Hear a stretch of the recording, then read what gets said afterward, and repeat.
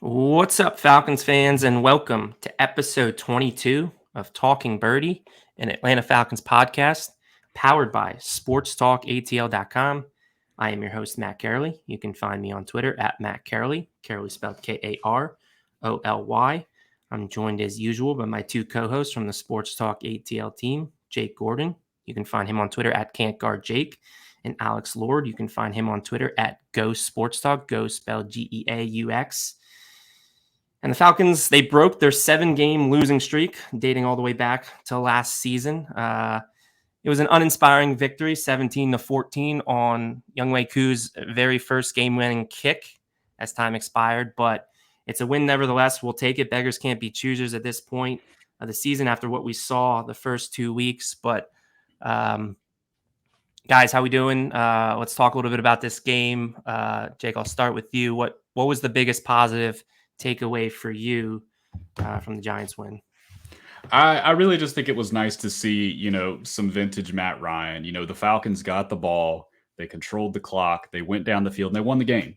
And, after seeing so many, things time again, like when the Giants got the ball back after Atlanta tied it up, you kind of got that feeling like, oh no, like here we go again.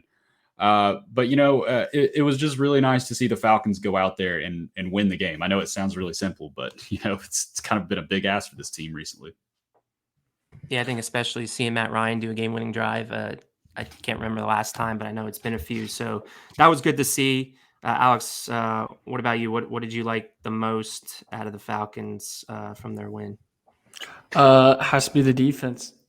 I guess everything's been scarce for Falcons fans as of lately. Wins, but particularly defense. And the defense wasn't great the entire game, but they came up with so many timely stops and so many different points in the game. So I guess that's got to be really encouraging for at least Falcons fans at this point in time. The defense being ahead of the offense, and it might not be by much, but it's still better than the offense in terms of heading into week 4. Yeah, I mean, if you look at DVO, I guess you're right. There's not a huge difference. Falcons defense, I guess, is currently 30th. Their offense is dead last. We'll talk a little bit about that because that's certainly one of the concerning and negative takeaways. But yeah, you're right. I mean, the defense coming up with timely stops, that's kind of been a theme over the first 3 weeks. I feel like the defense has kind of, again, the bar has not been high for this unit as opposed to the offense. So it's a low bar to clear. But I do feel like they've done their job at times, tightening it up, keeping the offense in it, and certainly they kept them in it to the point where, they can come down and have a game tying drive. And then on the next Falcons possession, they had the game winning field goal. It was nice to see Grady Jarrett return to form. He took advantage of a very favorable matchup against left guard Ben Bredesen, had his way with him at times. Got a very timely sack in the red zone, which, allowed them to hold the Giants to a field goal early in the game. Isaiah Oliver, I think we should talk about Isaiah Oliver a bit. A guy who's been, a whipping stick for Falcons fans, worldwide. Can I get some love here? Real quick, can I get some love here? I feel like the only Isaiah Oliver truther on the planet. No, actually, Alex too. I take offense to that as well. Alex got ripped apart. Alex wrote an article about Isaiah Oliver in the slot in like February. He got ripped apart. Apart. Yeah, no, I think all three of us are truthers. And, I've been saying he found a home last year in the nickel. He's that Logan Ryan, he's that Eric Rowe type of player. And, he's showing that this is the role for him. He's a great tackler. We saw what, he did stripping the ball at the end of the first half. It's unfortunate they couldn't take advantage and turn that into points. But coverage grade of 90 plus, that was the best of all players that had more than, I think, 10 snaps. So he's really carved out a niche. It'll be interesting to see if he keeps this up. The team's going to have a decision to make because, again, you don't have too many playmakers as it is, to let one walk like that. That'll be a tough decision, but great game from him. It was nice to see him and Grady Jarrett were, I think, the two standout performers for the defense, clearly. Any positives we talked about the game-winning drive, but you guys want to mention, throw some shout-outs to any guys on the offensive side of the ball? I mean, the offensive line, I think, stepped up, so maybe those guys. Jake, who do you want to shout out there? I'm going to shout out Matt Hennessy. I feel like that the fact that we really haven't talked about him that much is a good thing. He hasn't been a massive liability. Pass protection could still use some work, but I've seen some improvement out of him, and I think that's important. Yeah, I think it's hard to compliment the offense after how bad it's been without addressing the offensive line. But you just did that. Kind of offensive lineman, Lee Smith. He is the Mercedes Lewis to this offense, who is a Green Bay Packer, and he's basically Matt LaFleur can put him out there. And last week against the 49ers, he was taking Nick Bosa one-on-one. And that's the type of guy Lee Smith is. Lee Smith is the kind of guy who can just handle a defensive end, and he outsnapped Hayden Hurst, which shouldn't be too surprising. I think game to game it'll fluctuate who's tied into, but I think he's just. I love the fact that he is just an offensive lineman that wears an 80 number. Like that's basically what he is, and yet he caught a touchdown this past week. So I'll give a shout out to big man Lee Smith. Yeah, I like that comparison a lot. Well, Matt, if you want to take this, you can go ahead and stop me. But we're going to be nice to Jalen Mayfield this week, all of us. As a podcast, he was good. He was good. He definitely has shown progress. Now, what I will say is this was probably the easiest matchup of the three he's faced, and he's going to have another big test against the Washington defensive line with Jonathan Allen and Tyrone Payne. There's no slouches amongst that bunch. Unlike with the Giants, there was Austin Johnson and Danny Shelton was another one that he had one-on-ones with. That's an easier matchup for him. I don't think he played against Leonard Williams too much from what I saw. And I watched it and I try to keep a mental count, and it was minimal. I don't know. Yeah. That is so on the Giants. Yeah. Absolutely. What is going on? That was such a dumb decision not to do that. He kind of had they took it easy on him, which again we'll have to send the Giants coaching staff a gift basket or something for that. But yeah, I mean, he's still going up against NFL players. I kind of liken maybe Austin Johnson and Danny Shelton to the Hassan Ridgeway type, and we saw Hassan Ridgeway worked over Jalen Mayfield in week 1, so that didn't happen in week 3. So again. We got to take what we can get, and it was a good performance for Mayfield, all things considered. So hopefully he continues to take that progression. We'll certainly see. It's a great litmus test this week against Washington. But yeah, I mean, shout out to the offensive line. Most of the sacks, came on Matt Ryan or came on coverage sacks. So it wasn't really the offensive line's doing. So shout out to the big guys up front. They did enough of a job, where they weren't a liability.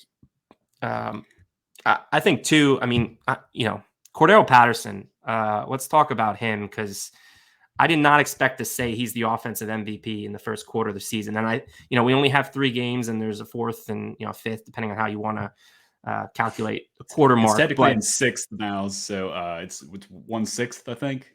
Like you can divide. Yeah, it's something weird like that. Right. So he's the 1/6 MVP on offense, and I did not expect that. And he's been a presence both in the run and the pass game.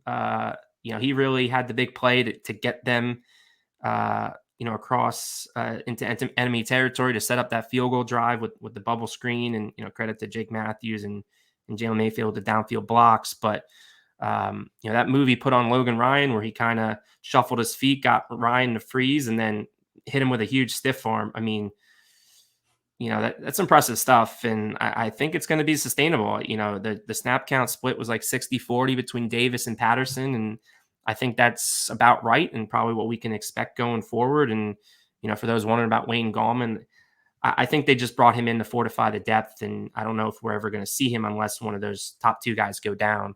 But Patterson's been great, and let's hope we can get guys like Ridley and Pitts really going, because then you have, Patterson as a complimentary piece. I think that's the true role for him. He really shouldn't be carrying the load like he has been, but shout out to him, props to him for doing so, because he's been great.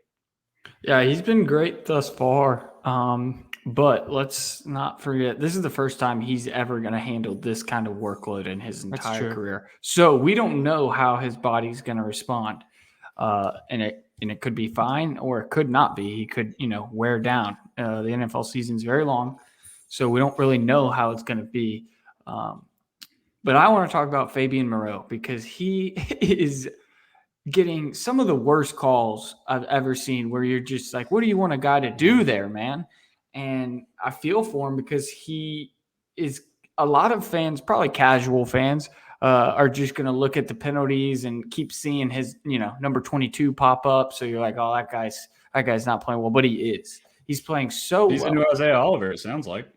Yeah. I mean, he's really just playing above, I think, what most people, I wouldn't say that you guys are saying he's playing bad, but just, a casual fan thinking he's just getting a couple of penalties. So he's, the opposing quarterbacks are targeting him more than they would AJ Terrell. So he's seeing more volume and inherently that is more penalties. But he's playing well. So shout out Fabian Morel. Doing very well. I mean, that jump ball one really, really made me mad because they were both grabbing at each other, like let him play. Even They were even the hugging, broadcast straight team. up. Yeah, and Fabian was looking back at the ball, playing the ball. I mean, what else can you teach him to do? So, yeah, there was he's another been one all too. you I could. think. Yeah, I can't remember. I think it may have been like the next to last drive, but he made a play. This was at like a critical time. Like he lunged forward to make a play, and the receiver lunged forward to catch the ball, and I think he had maybe a hand on his back, but he broke the pass up. That was a toss up for that, me because you're right. I saw it the same way. It's like he might have got his hand on his hips a little early, and it's like, all right, whatever. All the best quarterbacks do that. Jair Alexander does that. I mean, everybody has a hand on the hip.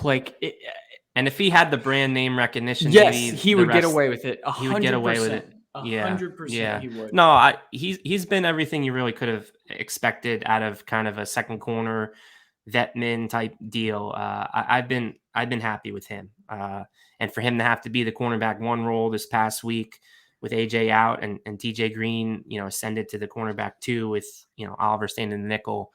I thought those guys played pretty well. Even TJ Green. I mean, he gave up that one long completion, the 38-yarder, but it was just a perfect pass. I thought he played it well. He was in good position.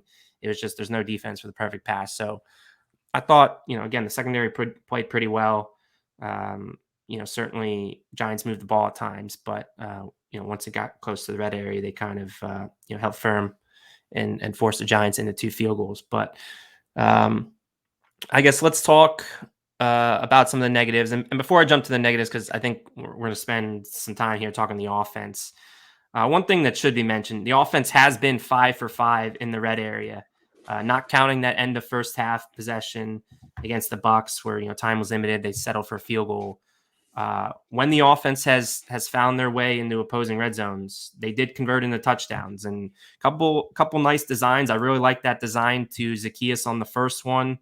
Arthur Smith sent Patterson in motion, and the motion kind of caused 3 Giants defenders to intersect with each other, which freed up the middle for Zacchaeus. I thought that was a great look, great call.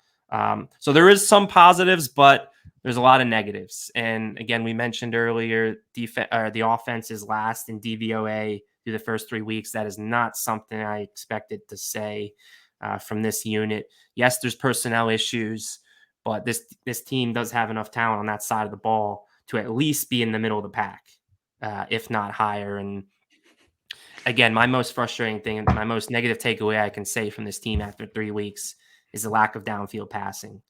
Again, one of the things I noted when watching again the second, the Giants game, it seems like a lot of their downfield shots are pretty much the same type of, design in that it's max protection, play action, 2-man routes. And, defenses are running zone at a higher clip this year for whatever reason. I don't know yet. Maybe they saw something with, the Rams defense, and Vic Fangio and those 2 high teams to say like that's where the trend's going. But when you're running zone and there's a 2-man route concept, it's pretty easy to defend. It's hard to get guys open that way. And so again, I don't know what you guys make of it, or if you're going to put it more on the offensive line and the lack of faith in the offensive line. But talk to me your thoughts on that. Do you think this is going to be the system that Arthur Smith is going to continue to install, or are we eventually going to get it opened up? Because we got a matchup here with Washington where, the defense, the front four, when they're not getting to the quarterback, which has been often, the back seven can't hold up. So if there's any matchup for the Falcons offense to get going, it's this one. And if they don't, then we got a real issue on our hands. But I want to get your thoughts, Alex, if you want to jump in first. Run me through what are you thinking of as far as this offense goes? I think I'll say yes, because I think it's a little bit of everything why the offense is the way that it seems. I think this is kind of who Arthur Smith is to a certain degree. The Titans offense last year was much more explosive than what we've seen. And you could probably, chalk that up to the Falcons' lack of wide receiver talent. Calvin Ridley is a great receiver, but he's not, the type of receiver A.J. Brown is in terms of possession. But I would argue that Jonnu Smith is, not that far superior to Kyle Pitts in terms of run after the catch. So that's a little puzzling. But the wide receiver, the type of wide receiver we have in Russell Gage and Calvin Ridley, it's kind of get to a spot, catch the ball, if you get a couple of yards, so be it. But they're kind of get to the spot and catch the ball guys. With all that being said, I think it's mostly the offensive line. You can't, if you can't consistently get yards in the run game, you can't get to other parts of Arthur Smith's offense. And though the offensive line looked better this past week, the run game has just been kind of non-existent outside of the first 2-3 quarters of the first game, or maybe just the first 2 quarters. So I think that's what it's predicated on more so than, this is who he is. I think this is who he is. He's not Andy Reid, who's going to have, 5 wide and everybody's going downfield 40 yards. I mean, I think that Arthur Smith, is an at most intermediate type of guy with a couple of deep shots thrown in. I think that he saw what the Eagles front four was able to do against Matt Ryan. The game plan clearly shifted from week 1 to week 2 of getting it out of Matt's hands quicker. And that trend carried over against the Giants.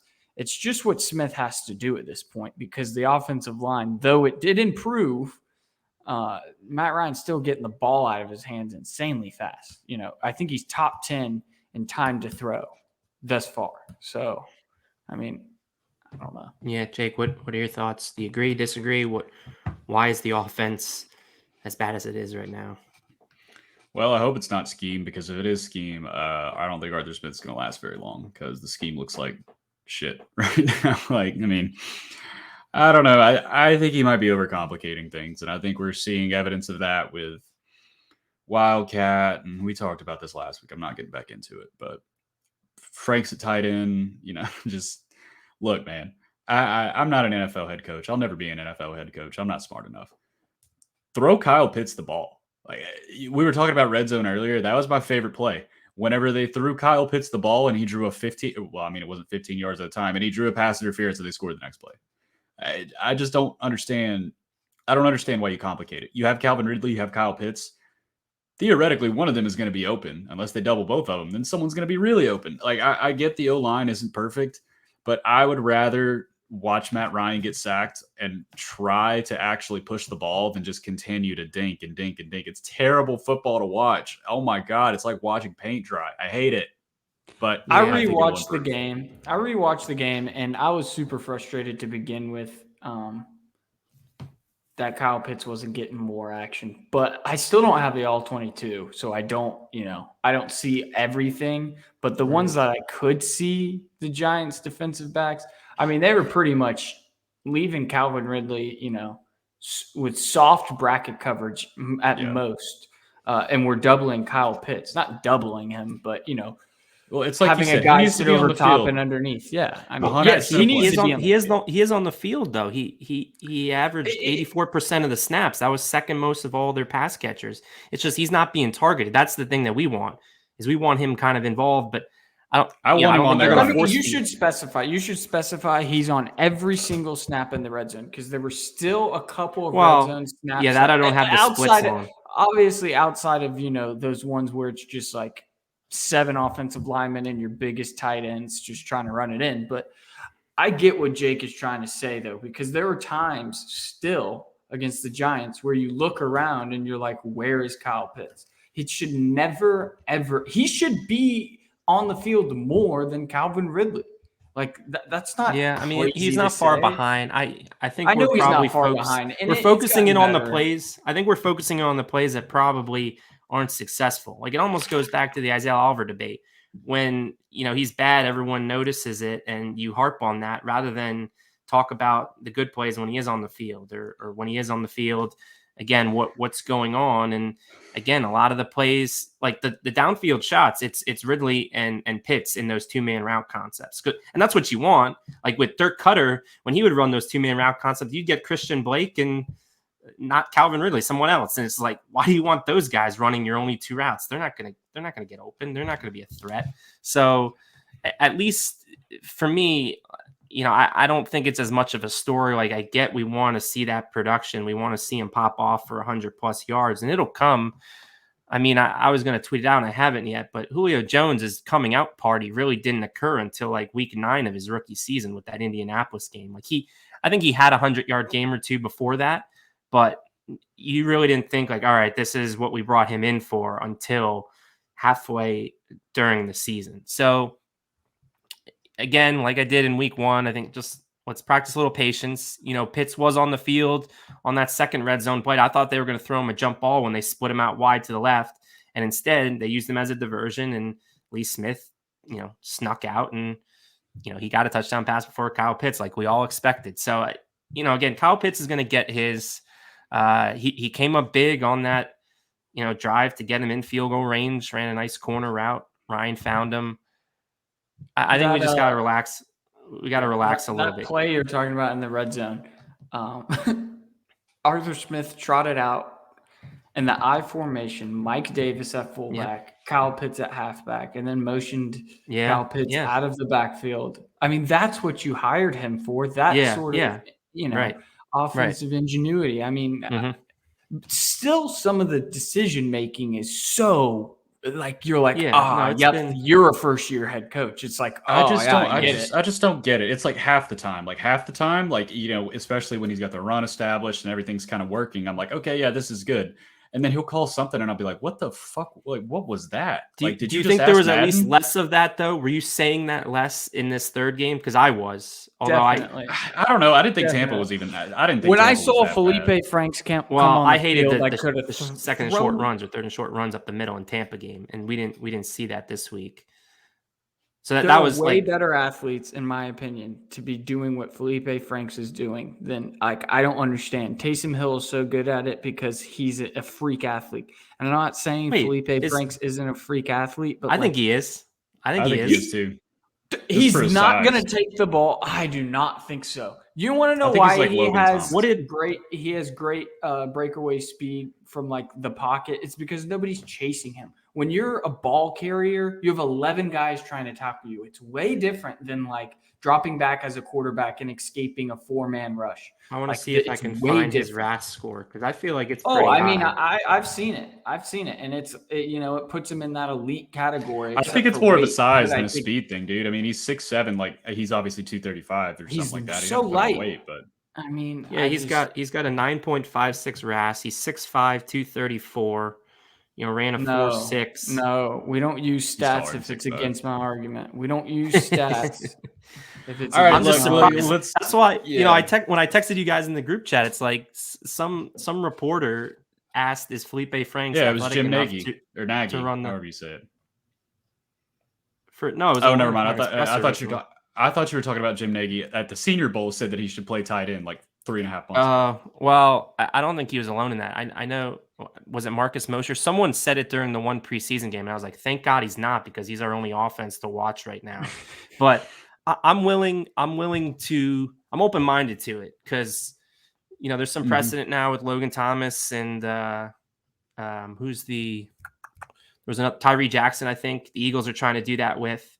Shout out You to know, again, Tyler if he's not gonna have a future at quarterback, and it was certainly rough for him as a passer. I mean, most of the offense came on his athletic ability and his legs. If he's not going to have a future at quarterback, why not try him at tight end? Certainly, I didn't like the Wildcat call. I was more intrigued when I saw him out there at tight end. There was 3 snaps total that he played. The one he was just used as a blocker. Third down, and it was okay. third and short zone read. First No, drive, well, third there and was short. so there was one where he blocked. I saw him block. Then there was the one where he was the quarterback and it was a zone read. But there was a third one, I think. Do you remember? No, I don't remember it. Yeah, I missed it both times, but he was on the field for 3 times, 2 of which I guess were at tight end. And I think what bothers me the most is it's like gimmicky. It's like, you need to do something because you can't score. And you're still in the script. Really? Like, this is the first that was 20 the plays. first drive. I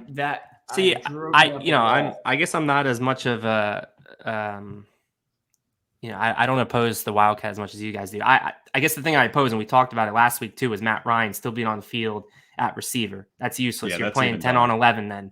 If you're going to do that, I like kind of the fact that you're going to do it with an actual quarterback, because there's at least a threat that, and he's got a cannon of an arm. Maybe he could put one on Ridley or somebody deep. Just take Matt Ryan off the field, though. Put an actual body that can catch a pass. Like, that's my biggest argument with that. It's not so much the play call. It's just you're going 10 on 11. What's the point? And the guy can take a shot at Matt Ryan. You're putting your quarterback at risk as well. So that's my biggest thing there. But I'm intrigued by Franks at tight end. Kind of want to see a little bit more, especially with Hayden Hurst being a free agent. The only other tight end on the roster for next year is Pitts. So, maybe Franks has a shot to be the tight end 3 next season. I mean, why not? Oh, and really quick, since you brought him up, Marcus Mosher just stopped tweeting 2.0. He's doubling down on his AJ Terrell's not that good takes. Stop it. You're foolish. Yeah, I noticed he didn't even include talking about him. He listed out all the 2020 cornerbacks. Well, then he replied, and he's like, well, he's been average. Yeah. What? Yeah. He just wants to be right about that CD Lamb take. Well, and that's how a lot of guys are. That's how beat reporters are. So they won't say that they missed. But AJ's been great. Hopefully he gets back healthy. I guess the one negative too. I mean, we've been pretty good on the injury front, knock on wood. Did lose Marlon Davidson. I don't know how serious the ankle injury is, but I guess Will Hernandez, landed on his ankle, so that doesn't mean good things. But that's one to monitor. Because it's unfortunate. Marlon's flashed a little bit. He hasn't shown the consistency yet, but we're desperately looking for a guy opposite Grady Jarrett, and thought maybe he's the best bet. But if he's out, doesn't spell good things. But speaking of injuries, I guess let's turn our attention to this Washington matchup. Let's do a little roll call, talk a little bit about the injury front with the opponent, and 2 names that Falcons fans should be monitoring that might be back are Matt Ioannidis, interior defensive lineman, part of that very great and ferocious Washington pass rush. He might be back. He's questionable right now. And Curtis Samuel is the other one who started the season on IR, I believe. This is now the week 3 mark. So, he's potentially up for activation. Same with the Falcons 2 guys, Josh Andrews and Kendall Sheffield. But between those 2, who do you think? Is an easy answer. Who do you think matters the most if they played against the Falcons this week? Jake, I'll let you answer that one. I would probably say Ioannidis, because you just talk about the wealth of talent at that position. You already have Tyrone Payne. You already have Chase Young. You already have Montez Sweat. You already have John Allen. Jamin Davis has looked really good so far, who I loved out of the draft. And when you add Ioannidis to that, man, there's just so many headaches for so many weak spots on the line. I think it creates a more difficult matchup. Yeah, that's really the way I see them winning this game. And I know, Vegas has it at 1.5, Washington are road favorites. But again, I'm hopeful that, and again, it's always a bad thing when I get hopeful and as a Falcons fan. But you look at what this defense has done as a whole across their first 3 games. It hasn't been impressive. If you can block these guys, Matt Ryan can dice up this secondary theoretically. It's not a great back seven. Again, Jamin Davis has made some plays, and he seems to be the nickel guy based on my view of the snap counts. Bostic and Holcomb, I think, are the two early down guys, and then Bostic comes off the field for Davis based on snap counts this past week. So again, where Washington can give the Falcons fits, as we know, is with their pass rush. And so if you add another body in Ioannidis, certainly that doesn't bode well. Alex, I take it you'd probably agree with that. Are you concerned at all what Samuel brings? Because, I mean, if we turn our attention to the offense, I know, Jake, you were somewhat high on this team preseason, and again, it's early, and obviously you expected Ryan Fitzpatrick to be their quarterback, but we thought with Taylor Heinicke, who gave Tampa Bay, the Super Bowl champs, a run for their money in that first preseason game, we thought they probably wouldn't miss a beat. But I haven't been that impressed. I thought Heinicke kind of reverted back to his Carolina form.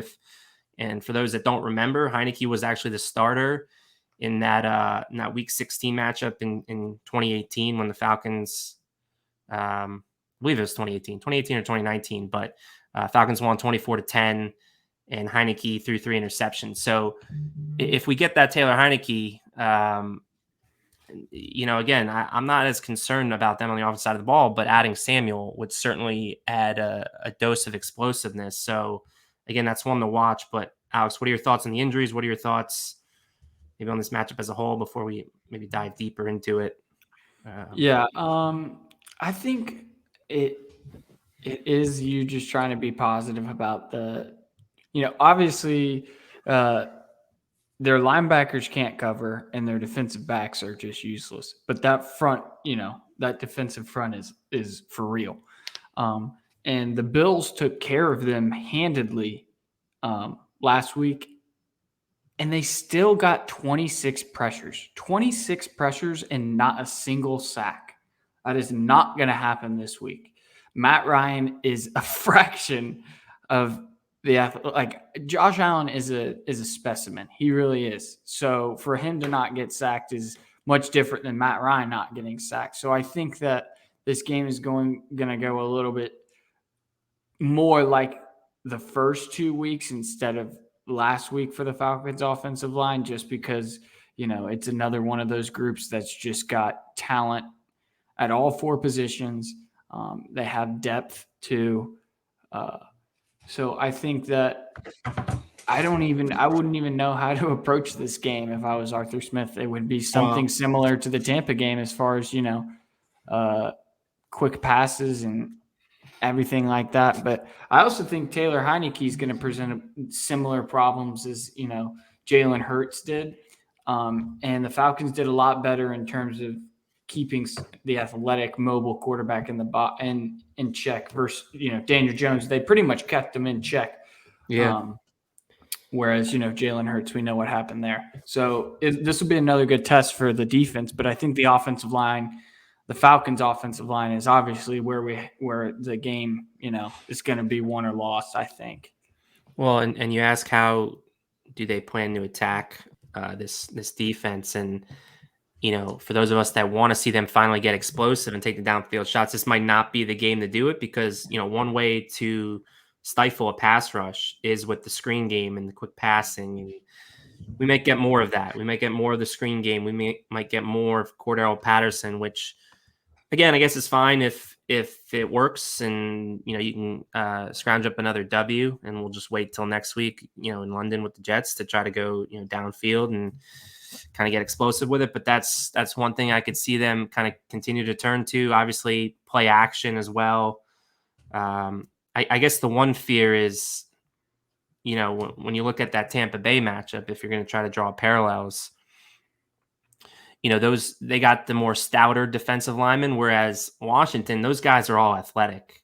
Tyrone Payne, John Allen, Montez Sweat, Chase Young. So even running the outside zones and the stretch plays, I mean, maybe running at them is the better move against a unit like that is so athletic. But again, I think it's going to be tough sledding in general. I mean, Buffalo didn't really have a run game, doesn't really have a run game to threaten them. So Not really sure. Couldn't really glean much from that matchup. But yeah, I mean, again, hopefully the run game can be more of a presence. They can stay ahead of the chains, because if they get into those obvious passing situations that they did in that Philly matchup, it's going to be bad news against Washington, I think.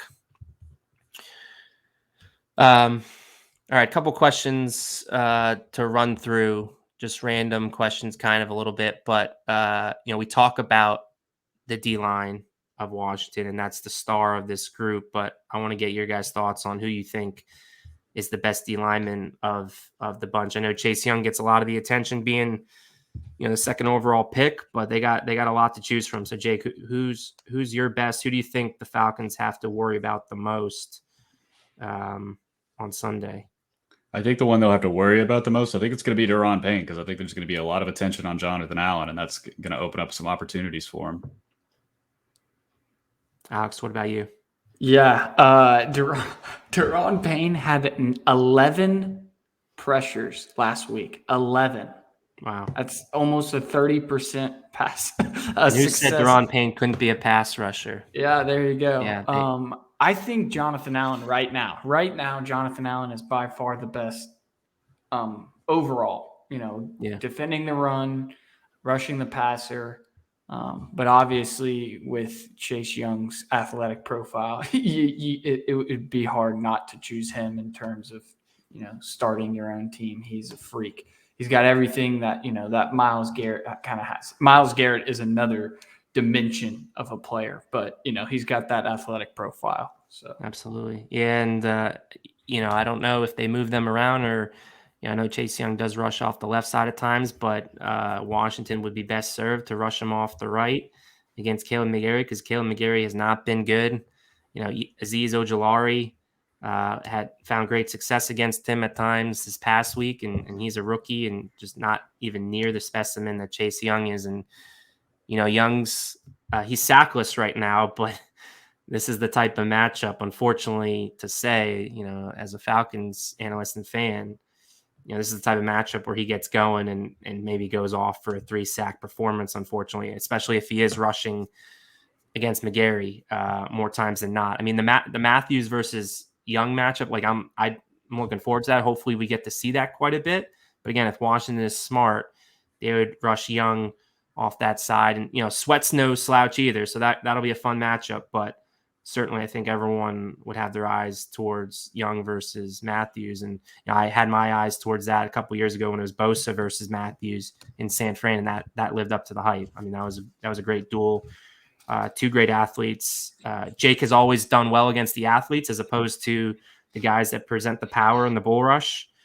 He has trouble a little bit with that, but the athletes he can hold his own with. So it'll be fun regardless, but hoping we get to see more Young versus Matthews than anything, just for Caleb McGarry's sake.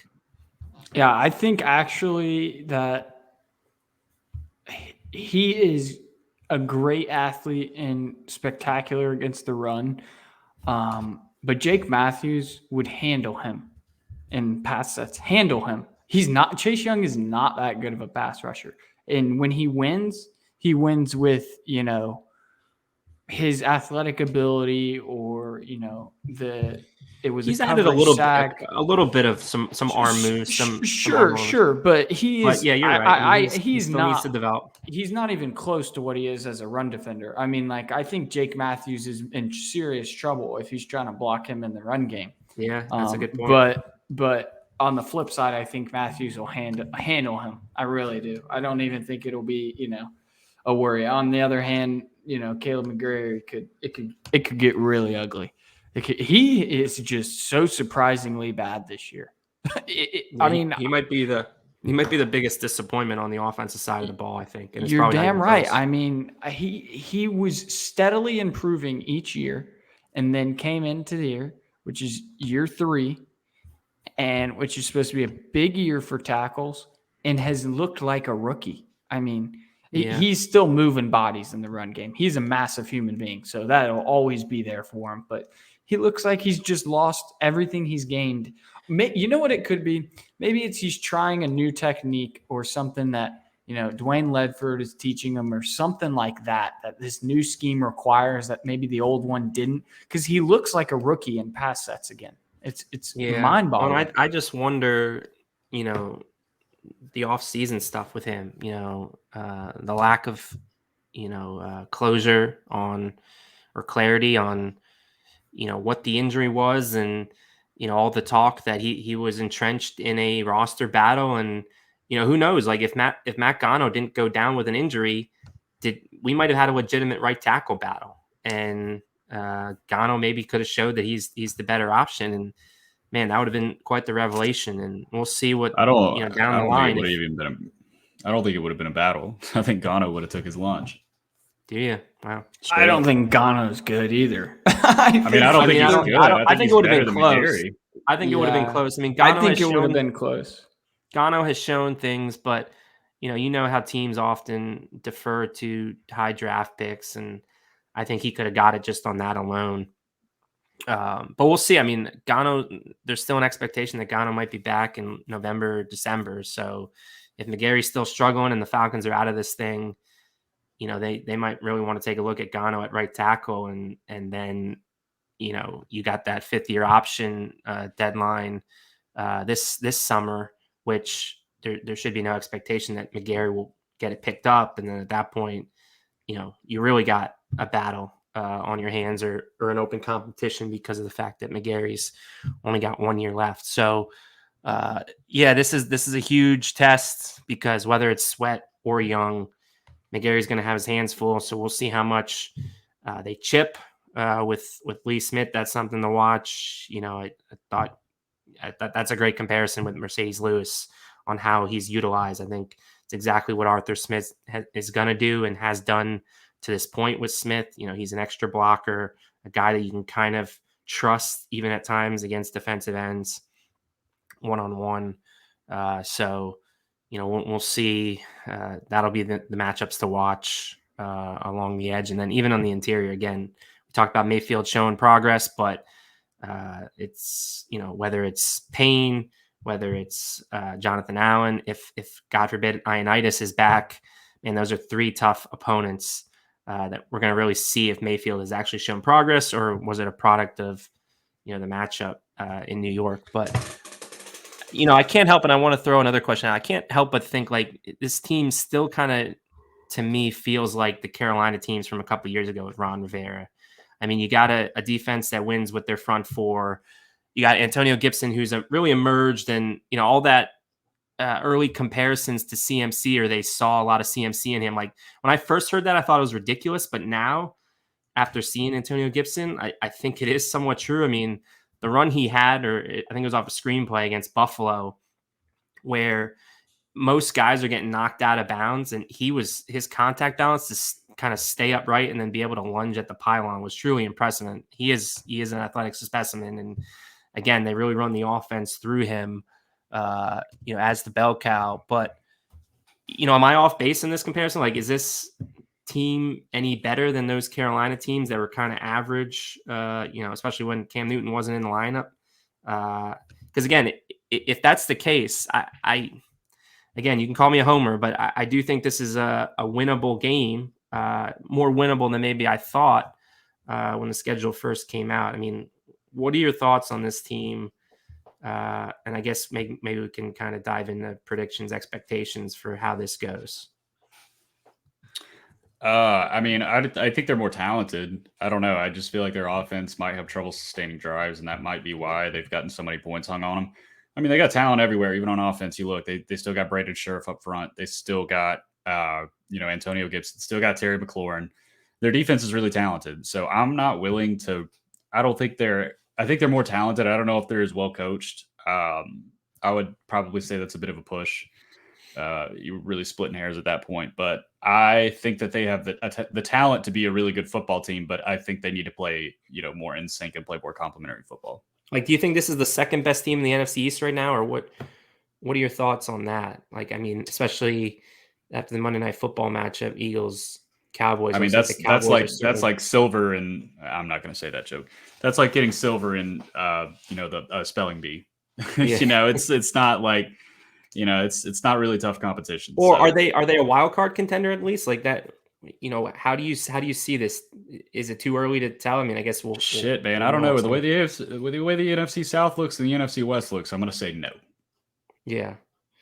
So again, I mean, I think it could be a similar, because Washington didn't really impress me against the Giants in that Week 2 matchup, and if it wasn't for Dexter Lawrence maybe jumping off sides, Washington loses that game. So I think it's going to be a similar type of contest where, again, these two teams might still be bad football teams. Just one's just a little bit better than the other. And I think this is probably another, like the line's probably accurate to be 1.5. And, someone wins on a field goal, whether it's a last minute field goal or not, remains to be seen. But I just don't think much of this Washington team after seeing them for 3 weeks. And just, again, outside of their pass rush, if you can somehow scheme against that or block against that.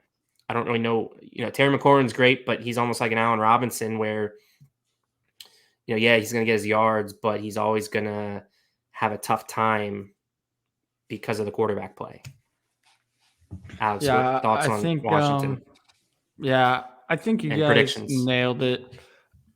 I think that this game's going to be much different than the past few Washington games because they've been against much more mobile quarterbacks.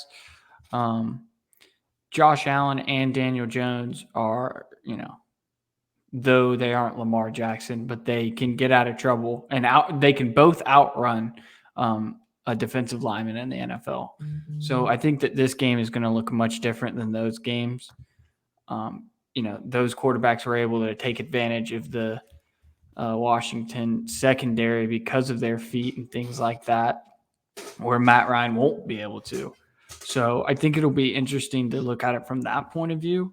And although the Bills' defense is not good, I think they're not Super Bowl contenders because of their defense. Their defense is dog shit. The Washington offensive line looked like 5 All-Pros against that Buffalo defensive line. I mean, Samuel Cosme is not a very good pass blocking tackle, and he looked like a stud. I think that he was one of PFF's highest graded pass blockers. I saw something that they had like 4 guys over 80 or 4 guys over 75. So I think the Bills' front 7 is really bad, but I also think that Washington's offensive line is a little bit better than people are expecting. So for the Falcons to kind of stop them, it would be everything. I keep just going back to the trenches. And I mean, that's where all games are won and lost. So for me, it's going to come down to how Jalen Mayfield can hold up, how Matt Hennessy can hold up, how Caleb McGarry can hold up, which that's 3 guys. I just talked myself out of it. I mean, there's no way those 3 guys can hold up all Sunday afternoon. I mean, I just talked myself into it. I think it could be ugly because none of them can hold up. Do you remember that, was it the 2018 matchup where Falcons offensive line, and again, probably that offensive line was better, especially because that was more peak Alex Mack, but they really dominated the line of scrimmage and kind of ran roughshod. Hoping they can harken back to that. It's going to be tough. But yeah, I mean, that's where this game's going to come down to. If the Falcons offense can just hold up, again, Washington's going to win some of these matchups. They're too good not to at times. They just got to hold up, much like, again, they did this past week. Then I think everywhere else. Maybe Tyler Heineke sucks. Maybe he's just. I just don't think he's been very good. I really don't. I think he had that. He had that flash in the pan game against Tampa, and I just think he's been the guy that he's been elsewhere, like he was in Carolina when he was bad. They only put up 10 points. Falcons won 24-10. They got after him. Let's hope. I mean, Dante Fowler's been better than I think we thought. Hopefully, he can continue. Going up against Samuel Cosme, rookie. Hopefully, he can maybe take advantage of that a little bit. Grady Jarrett, hopefully he's rounding into form, although it's a much more stiffer test against Scherf, and even Eric Flowers is a much better player than Ben Bredesen. So, again, there's things I like about this matchup. Obviously, I don't like the offensive line versus the Washington defensive line, and that's, I think, the focal point. But again, if they can hold up, I think they can win, by a field goal. I don't think they'll win by much more than that if they do win. And again, I don't think this is the week we see the offense kind of take flight just because of the pass rush. I think Arthur's going to want to scheme the quick game again and the screens, and we'll have to wait at least another week for something like that. But let's end the show on the only thing to talk about the Washington football team, and that is what they'll be next year. I think it should be the Red Wolves. Yes, we discussed this prior. Red Wolves is too cool. They're not going to pick something cool. I'm going to go with what do you think? You'll have discourse on I would say Red Tails is more conservative to Jake's point about, Dan Snyder. I think, the whole military background and history of the Red Tails. I guess they were the fighter pilots or something in one of the wars. I'm not a history buff, so by the way, Washington football team is me, absolutely still on the table for them to just keep that name. I think that would be pretty funny. I think that would be hilarious. It would be for the memes. I'd be disappointed for them and their fan base, but it I could see Red Hogs because they have they already kind of have a. Is there? Are you saying Hogs or Hawks? Hogs with a G. Yeah, I saw Red have Hogs. Some kind of pig affiliation with their. I don't remember. Yeah, they're Hog Mollies. Hog Mollies from back in the day, their offensive line. In the 80s and stuff. Is what we can all agree that Red Tails isn't that bad. Red Wolves isn't that bad. Red Wolves is great. It's badass. Badass. But we can all agree that Dan Snyder's going to fuck this up. We can all agree that he's going back to the Redskins. That's his big announcement. Back to the Redskins. Oh my god. Oh, that's the only way it could go. Is Dan Snyder saying, "Why don't we just go back?" Aren't they letting the people decide though? And you just think he's going to have veto power over? Yes, Dan Snyder I wouldn't put it past him. I wouldn't put it past him, but I bet he specifically was like, "Hey, let's make them think they're choosing it, and then we'll choose it." That guy's just a maniac. Just the illusion. It's like when you go out to dinner with your girlfriend and you're like, "Here, pick from these 5 places," and then she picks the one you don't want to, and you're like, "Well, actually, nah, I don't think so. What about this one?"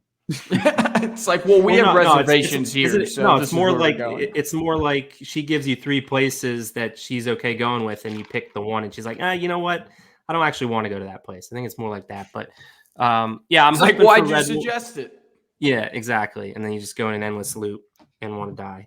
I'm hoping Red Wolves. I think something like Red Tails. I wouldn't be opposed to Red Hogs just because, again, I think. People. I hope they pick the presidents because it's the stupidest name of. Oh yeah, presidents, generals, defenders, all those BS ones. Get those. The out Washington of here. defenders. That sounds like an XFL. You know what they should be? They should be the Washington Dan Snyders. The Washington. He would probably do that if he could have his way with that. You can't trademark somebody's publicity, so yeah, it's a little lawyer tip for you. Yeah, other than their defensive line, that's the second most exciting thing about them right now is that name. I always love logos and the uniform design will be cool to see. Hopefully they'll probably just keep it plain though too. That's the other thing that is disappointing. If it's Red Wolves, you gotta come with a fresh, sick look and not just the little thing on the sleeve and the numbers. Spruce it up a bit, but I doubt they do that, which leads me to believe they're going to do something like Red Tails. But anything else you want to touch on with this game, last week's game? Anything you guys got coming up? Obviously, Braves are in a big series that's currently mid-game. What's the score? Are they still winning? 2-0, bottom of the 7th. So the magic number, if they win 2 of 3, they have a 3.5 game lead with 3.5 or 4 games. They'd have to reschedule that one game against Colorado. Is that correct? Jake would know better than me, but it's something like if we win 2 of 3, then we just have to beat basically Mets once. More or less. Yeah, it's something like that. Yeah. So something like that. But come Thursday. Thursday will be me, Chase, and Jake will all be at the game. So nice. Come find us. Nice. I guess you guys got Blooper Brigades, another episode probably in the pipeline. I guess we got to do that tomorrow. I don't know. I should probably figure that out. All right. Well, That's a make good sure you place guys to end. check out the site. We'll have the episode, this Talking Birdie episode up tomorrow. YouTube stream will probably go up later this week, but make sure you're checking that out. Subscribing, hitting the bell icon for notifications. We really appreciate it. Leave us a review. That'd be great. 5-star review. Hopefully we got another win to talk about next week. Last game before the bye, the London game versus the Jets. I mean, again, I was happy with 2 out of 3 in this stretch. Now I'm kind of feeling a little greedy, and I see it an opportunity here at home against a Washington squad that, I don't think is that great. I think is very similar to the Giants in that, Falcons can win that one. And then obviously the Jets are one of the worst teams in football. So it's possible after the ugly start to be 3-2 at the bye. And, we'll see what the bye week brings after the bye week. There's some more winnable games, but if you guys got nothing else, anything else you want to add, or we good? Nope. I think I'm good. All right. Well, for Jake Gordon, Alex. Wait. Sorry. My bad. Oh. I know you started your outro. Mock draft Monday on Sports Talk ATL. I think I'm going to do it bi-weekly.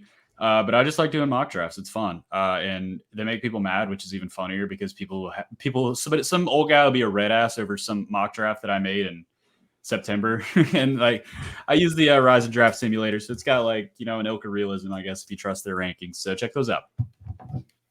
Yeah, that wasn't a PSA towards anyone specific on Falcons Twitter, right? No. That actually wasn't. No. The people that complain about the mock drafts complain about the absolutely content. should be. Yeah, the content, I think the actual picks. I think no matter what you do, there's going to be somebody who's going to be mad about it. So you might as well do it anyways. Well, the mock drafts, they kill it with views, and I think they're fun. So I do them. They are fun. I mean, especially when you got a team that's probably looking in the future. Anyways, it calls for it. So make sure you check that out. All the other articles, Alex is always pumping out articles on the daily. So that being said, for Jake Gordon, Alex Lord, I'm Matt Karoly. This has been another edition of Talking Birdie. Go